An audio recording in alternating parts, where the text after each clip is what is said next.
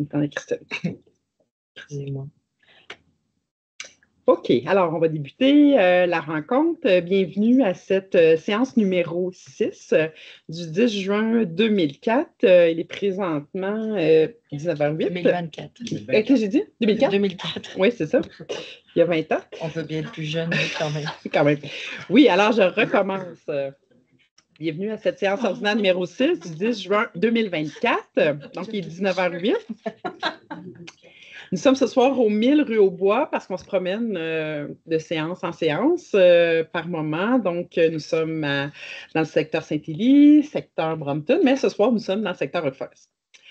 Donc, ça nous fait plaisir. L'ouverture de la séance, l'adoption de l'ordre du jour, il n'y avait pas de modification à l'ordre du jour. Moi, j'ajouterais un petit point. Oui. Une mention pour le directeur de l'école primaire à sa retraite. Ben, tu peux le faire dans ton mot des conseillères? Oui, mais Ouais. dans le fond, pour écrire une lettre au nom de l'arrondissement, on peut dans le mot de Ça peut être dans le mot Dans du le message des élus, puis je peux prendre le mandat à ce moment-là de faire acheminer une lettre, sans problème. Ça te va? Oui, tout à fait. OK. Donc, il n'y a pas d'autre chose. Peut-être pour pas que j'oublie. Il ne faudrait pas que j'oublie, monsieur le directeur, exactement. Donc, on a fait une modification au calendrier des séances de cette année. Normalement, on avait voté la prochaine séance le 8 juillet, le lundi soir 8 juillet. Nous allons finalement tenir la rencontre du mois de juillet, parce que par la loi, on est obligé de tenir une séance par mois. Et la séance du mois de juillet sera jeudi le 4 juillet sur l'heure du midi. Donc, ce sera 12h30, ici aussi.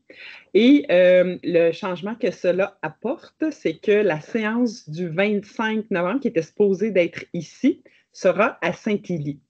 Donc, sur le chemin Saint-Roch. Alors, le 25 novembre, ça va être dans le secteur Saint-Élie. Mais le 4 juillet, jeudi le 4 juillet à 12h30, ça sera ici. Donc, c'est le changement là, qui a lieu dans notre calendrier des séances du conseil d'arrondissement. Ça va?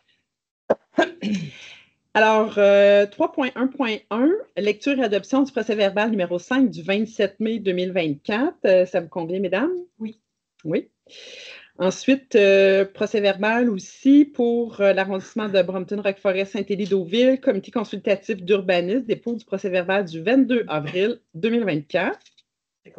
En fait, on devait ajouter, parce que je tenais à chercher, on devait rajouter à 7.2.2, Madame la Présidente s'enquête suivi sur un enjeu d'enquêtement concernant l'entreprise d'excavation G. Leblanc dans le district. On avait demandé de rajouter quelque chose qui définissait c'était quoi le suivi. On l'a marqué là, mais on ne l'a pas mis dans le PV. Quand j'ai relu le PV, il n'était pas là. OK, ben tu vois, je n'ai même pas regardé qui c'est le champ. Je suis pris pour acquis que c'était fait. Non, mais il n'était pas là. OK.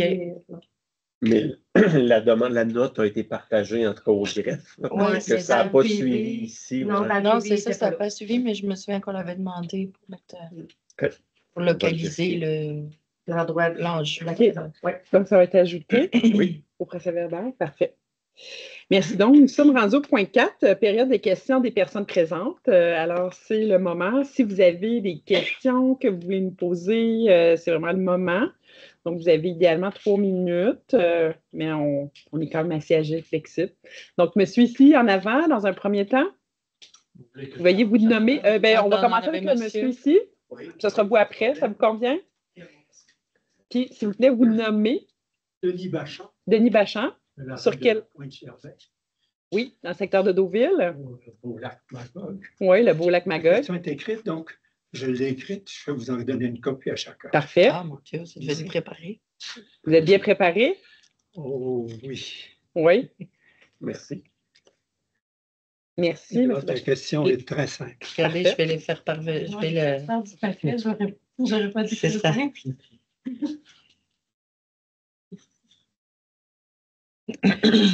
Donc, vous avez ici un dossier. Voulez-vous nous en parler un peu ou vous voulez juste nous déposer? Est-ce que je dois me mettre debout? Non, assis, sans problème. Oui, allez-y, je vous écoute. Pour vous dire, je devais poser la question à l'ensemble du conseil. Et je croyais que c'était possible cette semaine, mais ce n'est pas possible parce qu'il n'y a pas un... Il n'y a pas de séance. Et comme je vais avoir une opération qui va me mettre knock-out pour quelques semaines, c'est le dernier moment que j'ai pour vous parler sans avoir de chimiothérapie, que j'adore. Je vais vous parler de la rue de la Pointe-Gervais et je vais vous parler d'un événement récent, qui est l'avènement de Santé Québec. Santé Québec qui dit à son article, dans la loi de Santé Québec, qui dit à l'article 24 que tous les biens meubles et immeubles de Santé Québec sont dans le domaine de l'État. C'est la première fois que je voyais une loi créant une telle organisation qui spécifie que ces biens meubles et immeubles sont dans le domaine de l'État. Ça veut dire que la rue de la Pointe-Gervais est dans le domaine de l'État, puisqu'elle est à 100% dans le terrain du Centre Jeunesse. Donc, Centre Jeunesse, ça n'existe plus maintenant, c'est Santé Québec, et donc c'est le domaine de l'État. Alors, ma question fondamentale, c'est est-ce que le domaine de l'État appartient à un gouvernement? Si le domaine de l'État est au gouvernement, ça veut dire que l'article de votre règlement 1200 dit qu'un chemin est public s'il est à la ville de Sherbrooke ou s'il appartient à un gouvernement. Alors, dans la mesure où le domaine de l'État appartiendrait au gouvernement, la rue de la Pointe-Gervais serait dans le domaine de l'État, donc appartiendrait au gouvernement. Donc, si le règlement 2600 est respecté, ça veut dire que le chemin de la Pointe-Gervais, dans son axe est-ouest, qui est le plus ancien, puisque sa construction remonte à 1901, ça veut dire que depuis 125 ans, cette rue qui est accessible au public, aujourd'hui, serait officiellement dans le domaine de l'État et serait donc publique. Donc, le petit panneau à l'entrée où on dit chemin privé serait fautif puisque on est dans le domaine public. Donc, la question, c'est est-ce que le domaine de l'État appartient au domaine public? OK, parfait. Bien, écoutez, on a une personne qui est avocate ici, là. Donc, c'est une question qui est très, très pointue. Ah non, c'est une question simplement de constatation. En même temps, vous posez une question précise, là. C'est très précis. Donc, il mérite. Je n'attends pas une réponse ce soir. Exactement. C'est pour ça que je vous demanderais, si c'était possible, de poser la question à qui de droit. Exact. On va vérifier avec les avocats à la ville, voilà. Notre greffier, puis on va pouvoir vous revenir. Ça vous convient? Ça me convient. Parfait. Merci, M. Bachand, c'est ça? Oui. Des références. Vous avez ici en page 2. Oui, on va pouvoir remettre ça là, à nos équipes puis pouvoir vous revenir. Ça va? D'accord. Comme il y a beaucoup d'autres personnes, puis J'ai un point d'information important. Oui. C'est que vous avez ici la description technique de la rue de la Pointe-Gervais. Oui. En axe est-ouest. Et il m'a été dit depuis 20 ans que la rue de la Pointe-Gervais, cette rue-là, n'avait pas le même aspect dans toute sa totalité. On m'a dit qu'à peu près vers ici, là, la largeur de 30 pieds n'était plus respectée. Alors que si vous lisez, et je vous demanderai de le regarder, si vous regardez la page qui vient juste après ça, l'arpenteur géomètre écrit dans un courriel qu'il n'y a pas de différence entre ce bout-là et le dernier bout. Que la totalité, 100%, est dans le terrain de la centre jeunesse et que c'est la même largeur de rue jusqu'à son extrémité. Okay. C'est extrêmement important puisque des gens en autorité à la ville ont dit depuis 20 ans que la rue cessait d'être à bonne largeur ici vers le coin, puis qu'après ça, c'était différent. Et il a fallu que l'arpenteur géomètre dise dans un courriel que c'était bien 9,14 mètres de largeur jusqu'au bout et qu'il n'y a pas de différence entre le premier bout et l'autre bout. C'est pour ça que la ville, présentement, fait l'entretien de la rue jusqu'au bac à déchets, disant que la rue cesse d'être une rue publique à cet endroit. Au bac de déchets parce que la rue se rétrécit. Okay. Alors ici, j'ai la preuve que c'est faux. OK, donc on va vérifier. Qui dit que c'est faux de dire que la rue n'est pas aussi large à partir de là. C'est une seule et même rue qui a la même largeur, qui a été faite en 1901, de la même façon et qui n'a rien de différent. Donc, après le bac à déchets jusqu'au lac, jusqu'aux premières résidences, c'est exactement les mêmes caractéristiques que la première tronçon qui va jusqu'au bac à déchets. Parfait, on va vérifier ça. Peut-être qu'il y a 2 points à vérifier là, de ce que je comprends. Vous allez l'apporter à qui de droit? Oui. On va vérifier les 2 points. Donc, au niveau de la rue, si effectivement ça appartient au domaine public, même si c'est une rue qui est indiquée en ce moment privée, mais qui, selon la loi, ça serait du domaine public. C'est ce que vous voulez qu'on vérifie? Il faudrait enlever le petit panneau. Exact, c'est ce que je comprends. Et la deuxième chose, de vérifier le cadastre là, au niveau des rues, les dimensions. Alors, vous avez là la preuve que c'est une rue qui est identique. Parfait. Fait qu'on vous revient. C'est bon? Merci beaucoup. Oui, oui, vous êtes le bien. Parfait. Donc, monsieur en arrière, veuillez vous nommer, s'il vous plaît. Serge en arrière. Il y en a d'autres. Non, je pense qu'il a fini. Il a terminé. C'est à vous. Oui. Je vais vous attendre. Premièrement, bravo. Monsieur va subir des soins sous peu. Il a encore la force de venir et de défendre son point. Bravo, bravo, bravo. Et je ne connais pas M. Bachin. Quant à ma venue, au lieu d'arriver avec un texte, j'ai préféré. Votre nom, c'est quoi, monsieur? Avec le cœur. Serge Lavigne, et je demeure sur la rue d'Orion. D'Orion, OK. Je pense que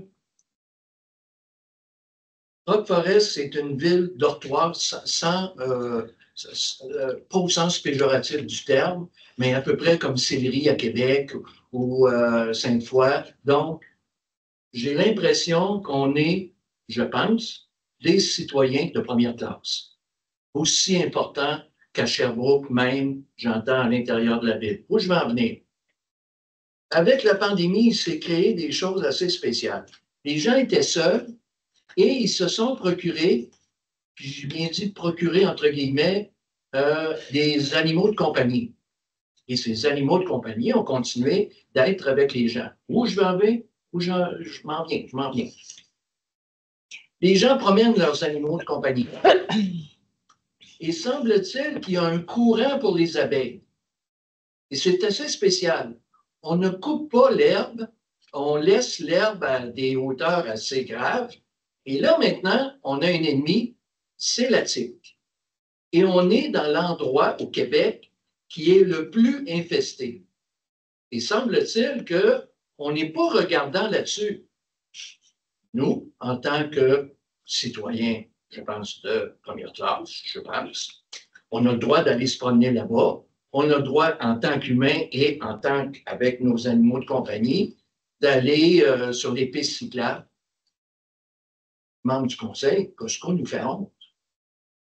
Costco, c'est impeccable, c'est bien entretenu, c'est merveilleux. Nous, si je regarde du côté du centre de foire, on fait honte.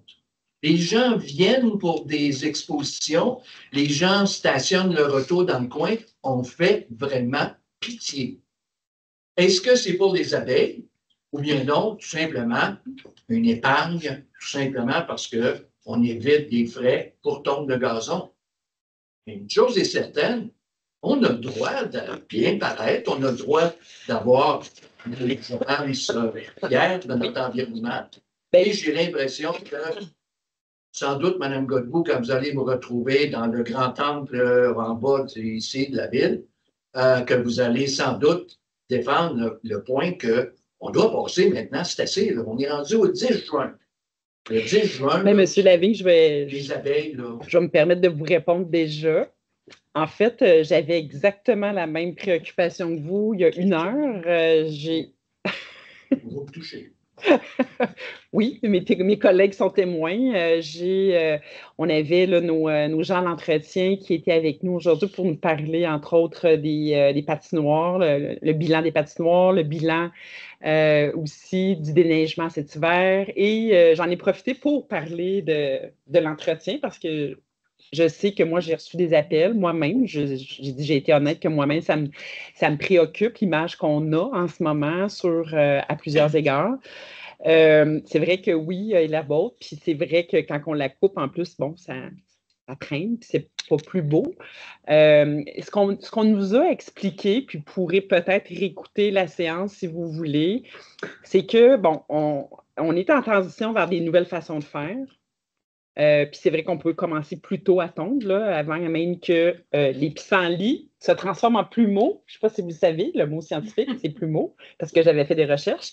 Est-ce qu'on peut s'y prendre un peu plus tôt? Est-ce qu'on peut aussi, à certains endroits, planter davantage de fleurs sauvages? Là, parce que l'herbe, c'est tel que tel, là, mais c'est plus beau quand il y a vraiment des fleurs. Puis oui, dans les lieux, puis j'ai même à l'hôtel de ville d'aller devant l'hôtel de ville aussi. Là. Je pense que j'ai donné l'exemple de René Lévesque, auquel on investit plusieurs millions. Puis on le voit, là, il y a les gens, les résidences privées, là, c'est super clean. Puis à la ville, dans le milieu, c'est comme moyen, mettons. Donc, ils sont en transition, il y a des nouvelles équipes, sont en train de revoir un peu leur façon de faire, mais on a cette préoccupation-là autant que vous, puis on l'a communiqué clairement aujourd'hui. Fait qu'on va voir, on va suivre là, l'évolution de ce dossier-là, avec attention. Deuxième question. J'ai fait une première demande et vous aviez acquiescé à ma demande, comme de quoi que les rues d'Orion et d'Aulnay étaient dangereuses. Dangereuses au point tel qu'il y avait des trous et c'était dangereux pour les enfants. On a beaucoup d'enfants dans le coin qui, évidemment, se promènent à vélo, et ce qui est parfait. J'avais fait une demande au début du printemps où je me suis présenté ici, puis j'ai fait une demande comme de quoi mes enfants je suis grand-père plusieurs fois, mais je vois les enfants autour de mon appartement et je m'aperçois que on dirait que personne n'en prend conscience. Et c'est dangereux. Donc, j'ai arrêté, j'ai demandé à un parent, vous ne faites rien. Il y a des trous. Votre enfant peut facilement, il va passer à côté. Bien sûr qu'il va passer à côté. Il va passer à côté quand il va avoir un traumatisme crânien ou quelque chose de genre. Oui, il va passer à côté. Bref, vous avez acquiescé à ma demande. Le problème, c'est que le genre de matériaux qu'on place à cette période de l'année se dissout très facilement lorsqu'il y a de la pluie ou lorsqu'il y a ce qui fait que présentement, c'est comme si vous n'aviez pas acquiescé à ma demande. Il y a encore, c'est plein de trous et c'est dangereux. C'est vraiment, vraiment dangereux. Peut-être pour nous, quand nos pneus rentrent là-dedans, mais je pense surtout aux enfants qui, à un moment donné. Donc, avez-vous, ça aussi, avez-vous une cédule ou avez-vous des nouvelles techniques pour faire en sorte que ce soit comblé, que le trou soit comblé? En fait, je pense que la première suggestion que j'aurais à vous faire, c'est de rappeler au 821-588 pour vraiment énoncer le problème.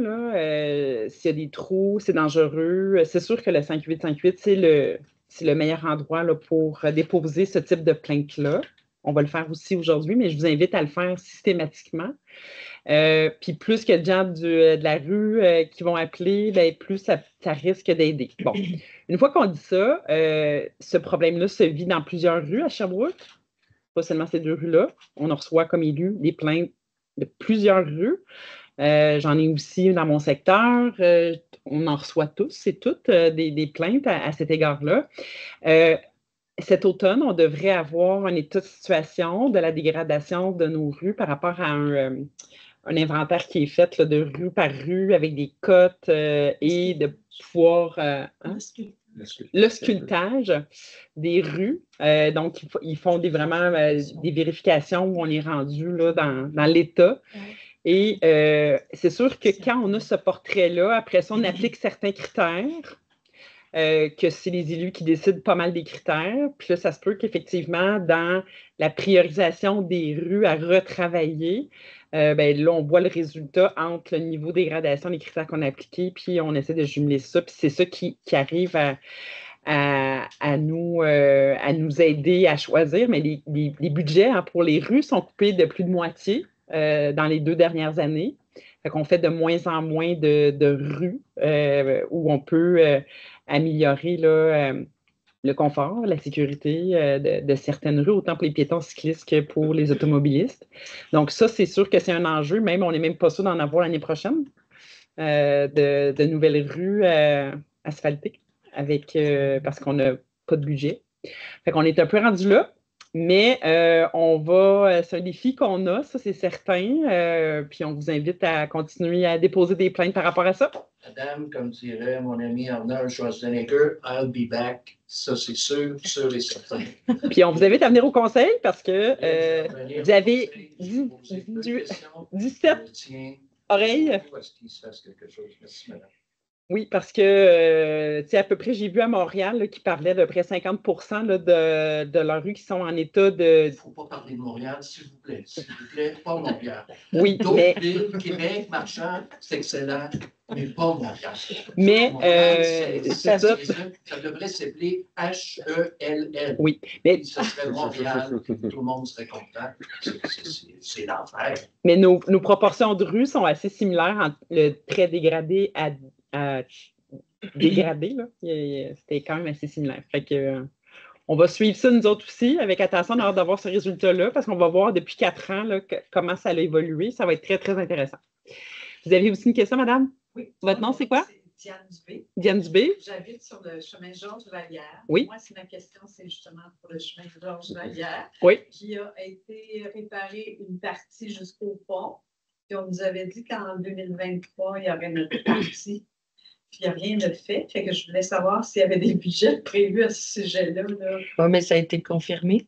Ça a été confirmé? Vas-y, réponds. Oui, oui, il y avait un bout, on avait confirmé.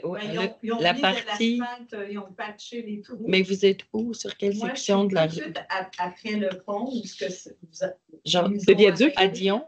Un peu plus loin, là, après Verpasse. Un peu après le chemin Verpasse. OK. Parce que la section qui va être refaite cet été, c'est confirmé, c'est entre Dion et le chemin Amel. Toute cette section-là va être refaite. Nous, c'est plus haut. Ouais. Alors que nous, près du pont, là, ça en était dangereux. C'est parce qu'il y a plusieurs ponts sur Georges-Vallière. Ils ont d'arrêter quand il y a un auto s'en venait parce qu'on pouvait défaire notre auto. C'était épouvantable.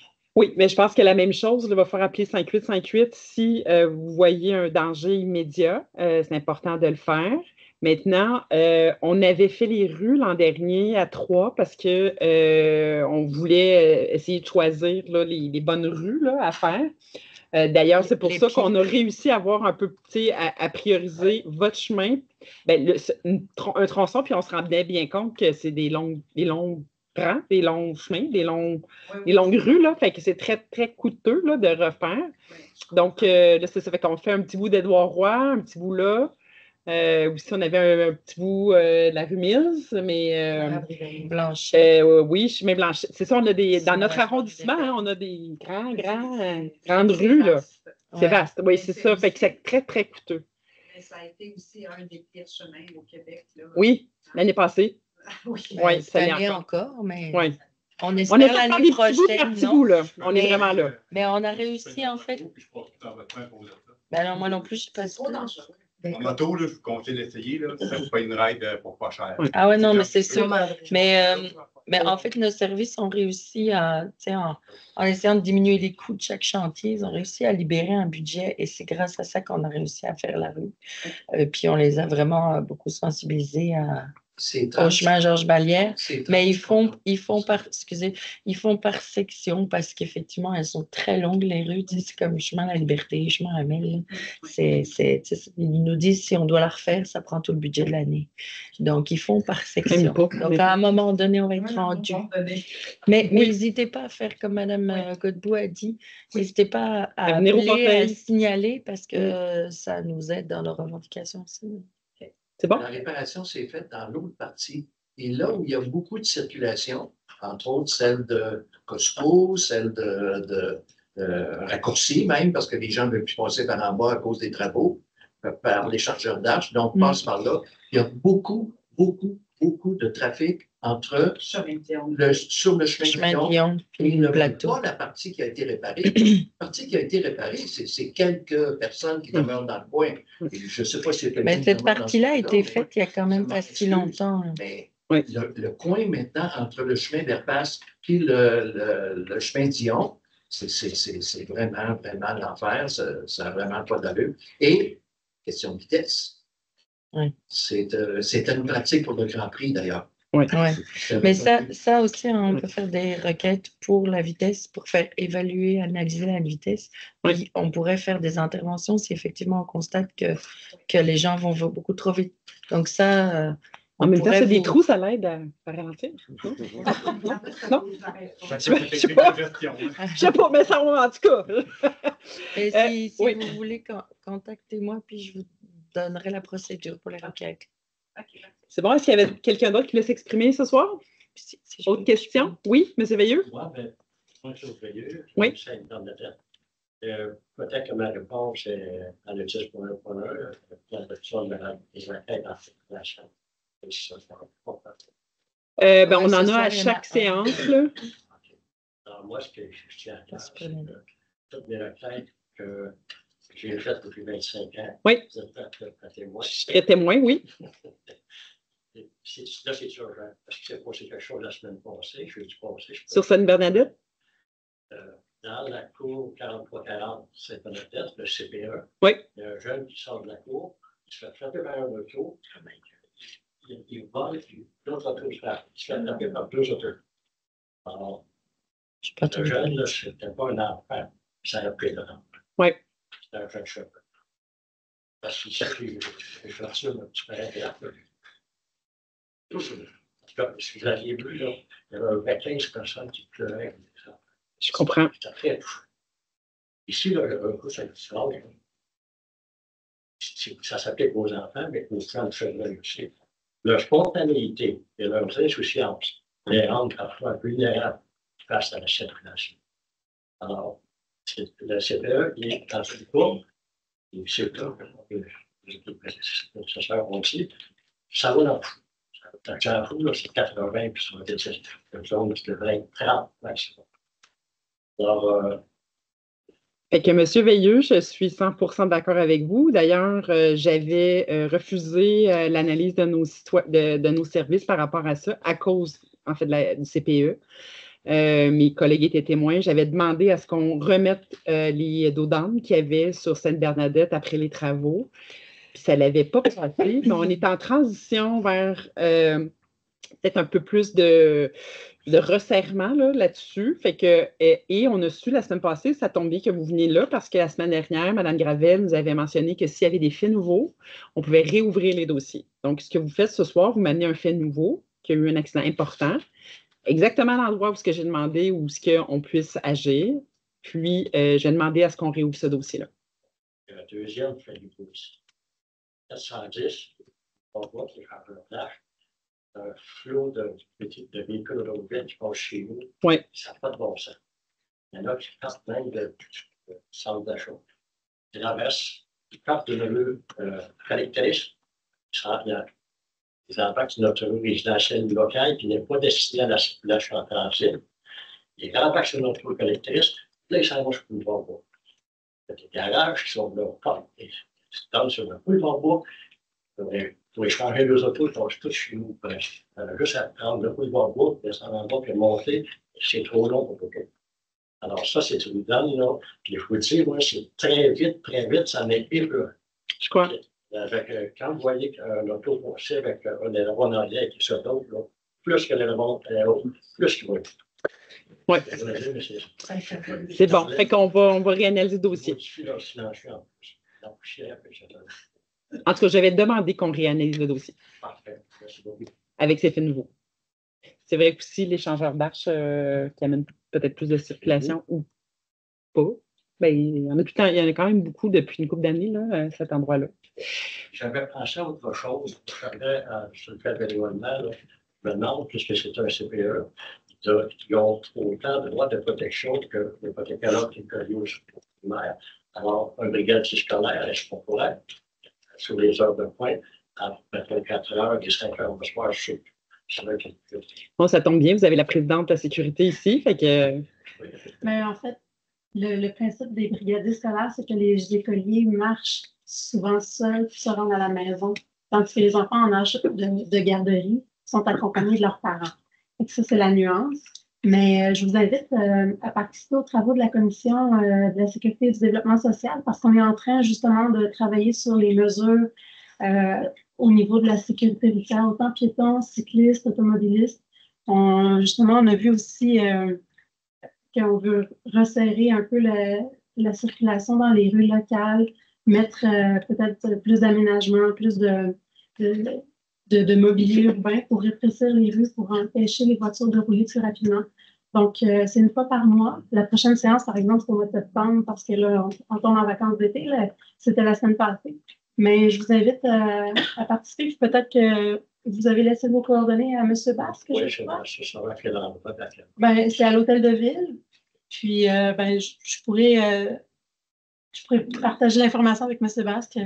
Est-ce que vous avez inscrit vos noms et votre courriel? Oui. Bon, puis je vous avais déjà écrit dans le passé, M. Veilleux, fait qu'on a bien ses coordonnées. Si vous avez des questions, si vous avez envie de participer, je donne le droit de parole aussi. Il ne faut pas oublier, là, il y a eu des machines les avancées de trottoir. Pour compter les autres. Oui. Ça en a 3500 par jour. Et puis là, aujourd'hui, c'est 5 000 par jour. Puis on est 33 maisons sur notre rue. Notre rue, c'est pas notre collectrice. Les résidentiels, pas destiné à la circulation en transit. C'est bon. Est-ce que vous aviez d'autres questions? Ça va? Parfait. Donc, on va continuer. De toute façon, la séance, ça ne sera pas très long. Si jamais vous avez des questions après ça en privé pour nous, soyez sans crainte. On va être là pour répondre. Ça va? Donc, nous sommes rendus au point 6.1.1, demande de dérogation mineure au règlement numéro 1200 de zonage et de lotissement de la ville de Sherbrooke, zone H1, H1245, au 10-14 rue Saint-Lambert, Madame Mélissa Camieri. Donc, est-ce que... Oui, peut-être expliquer? Mais en fait, je peux épargner un peu ma voix. Les prochains dossiers, c'est toutes les demandes de dérogation mineure. Donc, dérogation mineure, ça veut dire que on corrige, c'est que la situation actuelle pour une résidence a évolué éventuellement parce qu'au fil du temps, les mesures sont prises autrement. Parfois, c'est ça.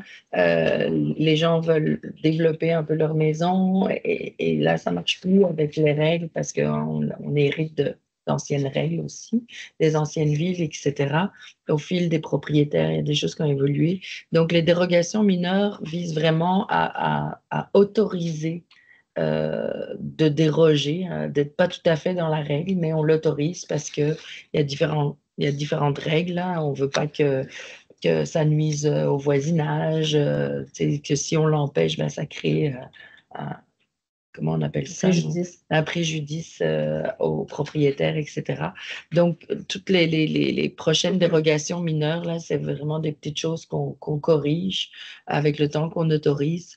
Et donc, parfois, il manque quelques centimètres pour vis-à-vis de la rue. Parfois, on autorise que la personne, elle construise voyons. Dans la partie de la marge. Un gazebo, là, ce monsieur, là, un solarium, voilà, ça déborde un petit peu parce que la situation du terrain est un peu croche, etc. Donc, c'est vraiment des petites choses comme ça. Et ben, elles ont toutes été acceptées parce qu'effectivement, on trouvait que c'était des mesures mineures et tout à fait acceptables et que la demande des gens se justifiait. OK, donc tout était accepté par le comité consultatif d'urbanisme de l'arrondissement, puis aujourd'hui, on confirme par le conseil d'arrondissement les décisions les recommandations, pardon, qui ont été faites par le comité consultatif d'urbanisme. Donc, le 6.1.2 demande de dérogation mineure au règlement numéro 1200 de zonage et de lotissement de la ville de Sherbrooke, zone RUS 1312 au 3611 rue de Loiselet. M. Mario Dosti. 6.1.3 demande de dérogation mineure au règlement numéro 1200 de zonage et de lotissement de la ville de Sherbrooke, zone A 1341 au 6960 rue Saint-François-Nord, maître Charles Gagnon pour Hugo Thériault. Et le point 6.1.4 demande de dérogation mineure au règlement numéro 1200 de zonage et de lotissement de la ville de Sherbrooke pour la zone H0233 rue du Mistral pour le GEX Gestion Immobilière Inc. Si je peux me permettre un petit commentaire sur celui-là. En fait, donc la rue du Mistral, c'est la rue qui est en arrière de la pharmacie. Et donc, il y avait un terrain vague là. Et donc, on est dans le secteur de Saint-Élie. On est dans Saint-Élie, c'est ça. Oui, j'ai regardé mes citoyens de Saint-Élie. Ceux qui connaissent, évidemment. Et donc, il va y avoir la construction de bâtiments, mais il manquait une. Je ne peux pas capable plus fort, je m'excuse. Oui, on n'a pas le micro. Mais il manquait, pour être dans les règles, il manquait un petit espace pour pouvoir faire 2 bâtiments. Et comme c'était mineur, on l'a autorisé. Donc, je vous annonce qu'il y a 2 bâtiments qui vont se construire éventuellement. OK. Donc, 8.1.1, dépôt du suivi des interventions du conseil d'arrondissement du 27 mai 2024, arrondissement de Brampton-Roqueforest-Saint-Deauville. Dans le fond, c'est de voir les suivis qui ont été faits suite à des interventions comme vous venez de faire aujourd'hui. Ensuite, 8.2.1, dépôt du budget des frais de représentation sociale de 2024, arrondissement de Brampton-Roqueforest-Saint-Deauville. Donc, c'est à chaque mois, là, on a ce dépôt-là. Là, on a un budget qui nous permet de participer à différentes activités pour soutenir les organismes, là, tant dans l'arrondissement qu'à Sherbrooke. Et on ne l'a pas encore vidé. Pardon? Et on ne l'a pas encore vidé. On ne l'a pas encore vidé. Hein? Encore beaucoup. Oui. Ensuite, 8.3.1, fonds dédié des districts de Roqueforest, de Saint-Élie et du lac Magog, donc pour les cadets de Roqueforest qui nous ont déposé une demande. Donc, c'est un montant de 675 $ qui sera pour les cadets pour leur projet d'achat d'imprimantes. Ensuite, 8.3.2, signature des conventions pour le programme de budget participatif 2024 pour les secteurs de Roqueforest, Saint-Élie et Lac-Magog. Donc, nous allons, après la séance, prendre une photo. On avait 3 projets qui ont été sélectionnés par les citoyens. Donc, on va prendre des photos tout à l'heure. Donc, il y avait le Centre Richard Gingras pour un projet de sentier multi... Sentier quoi? Comment tu résumerais, Martin? Genre sentier comestible, disons. Là. Sentier comestible, oui, tout à fait. Ensuite, on avait aussi la Maison des Jeunes, qui aussi, c'est pas un sentier, mais aussi comestible. Juste ici en arrière, en fait, vous savez que la Maison des Jeunes est en arrière aussi du bureau de l'arrondissement. Donc, entre les deux, on va avoir des arbres fruitiers puis un petit espace de repos zen. Il me semble qu'il y avait du zen, hein? Bar et zen, c'est ça, hein? Bon, parfait. Et on avait aussi tantôt Carbure Aventure là, qui avait un projet d'éducation vert aussi. On était dans le vert, hein? Oui, mais on était dans le vert. Oui. On avait donné cet angle-là. Oui, c'est un angle. Les gens l'ont entendu. Donc, avec Carbure Aventure qui sont situés à la base de plein air. Donc, on va signer des conventions aujourd'hui et prendre des photos pour la remise de chèques. Donc, le chèque est dans la poste, ou presque. Ensuite, 8.4.1, adoption des projets d'immobilisation dans les parcs, district de Roqueforest, Saint-Élie et Lac-Magog, pardon. Donc, à chaque fois qu'on fait une petite modification dans notre site du 6, là, on va ajouter un montant de 2 500 $ pour ligner, en fait, au parc Mi-Vallon, le terrain de tennis en pickleball. En fait, il va y avoir le terrain de tennis qui va demeurer puis qui a besoin d'être ligné parce qu'on a perdu un peu là, la qualité du lignage pour le tennis, mais on va profiter de l'occasion pour ajouter du lignage pour le pickleball. Donc, ça va être une demande qu'on a reçue là, des citoyens. Donc, on est à l'écoute de nos gens. On va essayer ça. On va voir la cohabitation. On va avoir l'œil là, sur ce dossier-là. Et finalement, on a aussi au point 10.1.1 pour adoption. Tu voulais dire quelque chose? Oui? Oui, parce que c'est ça, pour Saint-Élie, on va avoir un ajout un but de soccer au parc du Plateau. Puis il y a des gens qui s'impatientent de les avoir parce que je me fais harceler depuis le début de la saison. Donc je dis, ça s'en vient, ça s'en vient. Donc voilà, on va avoir dans l'espace qui est plus libre, c'est pas un terrain de soccer, mais les gens voulaient pouvoir s'entraîner avec leurs enfants et tout ça, donc ils demandaient à avoir un but. Et le but impliquait d'avoir un filet par en arrière aussi. Donc, et ça, on l'avait voté la ça semaine à la dernière séance. Oui, mais là, c'est entériné. Oui, c'est le point. J'étais pas là. Oui, tu n'étais pas là. C'est ça. J'étais dans mon lit. C'est bon. Ensuite, pour le point 10.1.1 pour adoption, les requêtes en circulation, analyse et recommandation du service de l'ingénierie des eaux et des projets majeurs pour l'arrondissement de Brompton-Roqueforest, Saint-Élie-Deauville. Donc, il y a eu une analyse qui a été faite pour la rue Saint-Jacques. Donc, les chanceux auront des dos d'âne. Et 3 dos d'âne. On ne sait pas quand ils vont arriver. On ne sait pas quand. Mais ils sont octroyés. C'est ça. Donc, voilà. Alors, ça fait le tour des dossiers réguliers de la séance. Il nous reste les mots des conseillères pour finaliser la séance. Après ça, c'est terminé. C'est bon? Alors, Mme Boileau? Oui, peut-être juste une petite précision. On a parlé beaucoup de budget participatif puis des travaux dans les parcs de Roqueforest-Saint-Élie-Deauville. Ceux de Brompton ont été adoptés au dernier conseil d'arrondissement. C'est que c'est des budgets séparés. Tantôt, j'ai parlé du directeur de l'école primaire. Donc, à la fin de cette année scolaire, le directeur de l'école primaire des Deux-Rives, Luc Michaud, prendra sa retraite. Ça fait déjà 8 ans qu'il était à l'école de Brompton. Il a connu mes 3 enfants. J'ai pu collaborer aussi avec lui depuis le début de mon mandat. Il était très impliqué. Il a développé le volet sportif de l'école. Il a permis la démocratisation du sport car une bonne partie des élèves ne font pas d'activité parascolaire à Brompton. Il a implanté les classes d'immersion en anglais aussi. Bref, je voulais souligner son travail, le remercier et lui souhaiter une belle retraite bien méritée. Et je me demandais si c'était possible de faire une lettre de la part de l'arrondissement pour le remercier. Ça, c'était mon premier point. J'en ai 2 autres. Vous me laissez avec plus court. Ce samedi, c'est la grande inauguration du jardin bromptonique à Brompton. Donc, il y aura beaucoup de surprises, beaucoup d'activités. Le comité a travaillé très, très fort. Donc, vous êtes attendus à partir de 10 h. Il reste encore des parcelles si ça vous intéresse. On en a vraiment loué beaucoup. Ça a été un très grand succès. C'est notre première édition, donc on était très contents. Mais il en reste encore si vous êtes intéressés. Le journal ici Brompton, un petit mot un peu plus émotif. C'est dans cette dernière édition que mon amie Sandra Côté signe pour la dernière fois le mot de la rédactrice en chef du journal communautaire ici Brompton. Donc, Sandra, je te dédie ce petit message. C'est toi qui as imaginé un journal autour duquel notre village se rassemble depuis maintenant 9 ans. Ton bébé a grandi au point d'avoir changé de format et d'être maintenant livré à toutes les portes de Brompton. Au point d'être assez mature pour voler de ses propres ailes avec l'équipe formidable qui t'entourait et qui poursuivra le travail. Merci pour ta ténacité, ta persévérance. On sait combien ça peut être difficile de démarrer un journal. Merci de nous avoir fait voyager en lisant ton éditorial à chaque mois. Te connaissant, je sais que tu as déjà 1000 autres projets rassembleurs pour notre communauté. Je l'ai déjà dit, mais je le répète, Sandra est une femme inspirante et je suis choyée de pouvoir la compter parmi mes amis.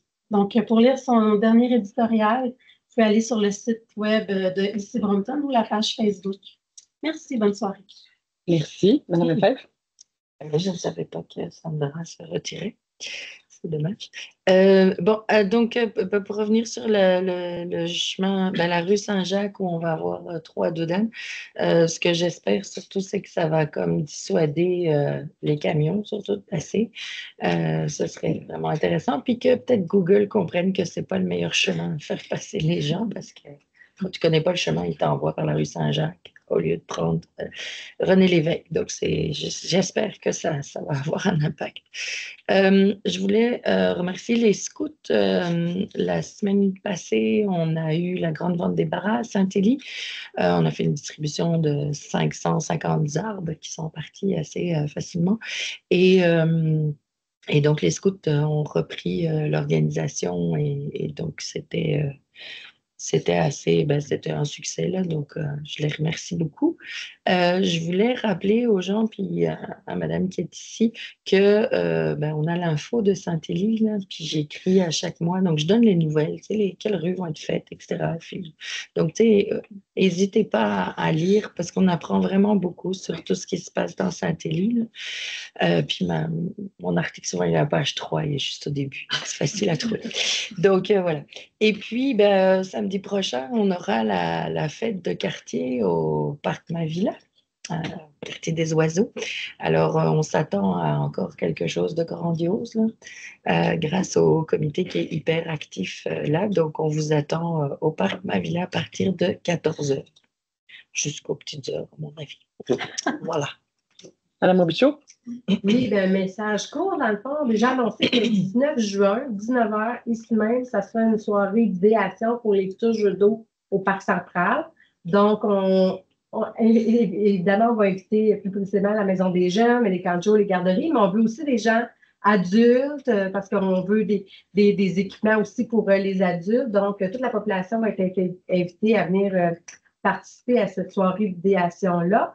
Et sinon, la fin des classes arrive. Donc, évidemment, remercier les professeurs d'avoir tant pris soin des enfants durant cette année-là. J'avais marqué patience, persévérance et ténacité. C'est un peu ce que vous avez nommé. Et les camps de jour, ils s'en viennent. Donc, vont envahir les parcs pour l'été. Donc, et encore une fois, ça va être des animateurs, d'être patient avec les animateurs parce que c'est pas toujours simple parfois non plus, mais c'est ça. Alors, on va lui souhaiter une belle température pour cette année. Parce quand il pleut, c'est pas simple. Bon, on la souhaite à tout le monde. Oui, effectivement. Je dirais ça. OK. Parfait. Donc, pour moi, en terminant, peut-être que je voudrais souligner la générosité des citoyens de Roqueforest, Saint-Élie, Deauville, assurément, puis de Grand Sherbrooke, à la collecte de la Maison des Jeunes qui a eu lieu samedi. Je ne sais pas si on a un montant. Oui, on peut-tu l'annoncer ou non? OK.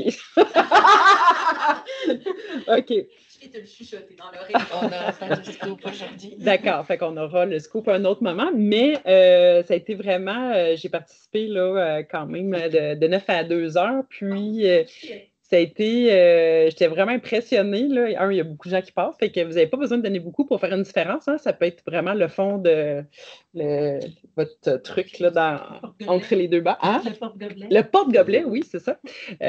Ça n'en prend pas beaucoup avec la quantité de gens. Là, fait que chaque scène compte hein, quand on est dans une collecte comme celle-là. Puis, j'étais vraiment impressionnée là, par la générosité des gens. C'était beau à voir. Les gens ont à cœur leurs jeunes de notre arrondissement. On va leur souhaiter vraiment des belles activités avec cet argent récolté. Donc, voilà, fait que c'était mon petit mot pour aujourd'hui. Puis, on se voit le 4 juillet, la fête des Américains. Oui, c'est ça. Oui. Donc, voilà, fait que la séance est levée. Merci. Merci.